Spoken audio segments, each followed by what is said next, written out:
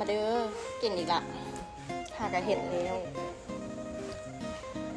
กระเจ้าหากระเห็ดแล้วแล้วก็กำลังจะไปส่งเนาะแต่ว่าอยากมากินให้เบิ่งแล้วก็มารีวิวเนาะให้เบิ่งหน้าเป็นประเด็น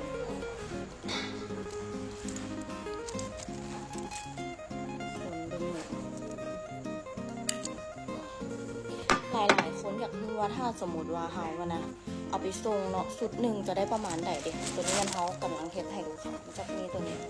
จะมีหน้าเนาะหน้าครึ่งโลแล้วก็มีเส้นครึ่งโลแล้วก็จะมีผักให้ผักก็จะประมาณนี้ทุกคนจะมีสลัดแล้วก็หอมปีแล้วก็มีหมักเผ็ดแต่ว่าผักนะมันจะบ่ได้ซื้อกันทุกมื้อเลยเด้อบางมื้อก็มีหมักทั่วนะบางมื้อก็บ่มีแล้วแต่ว่าเฮาไปตลาดแล้วมันได้อย่างละ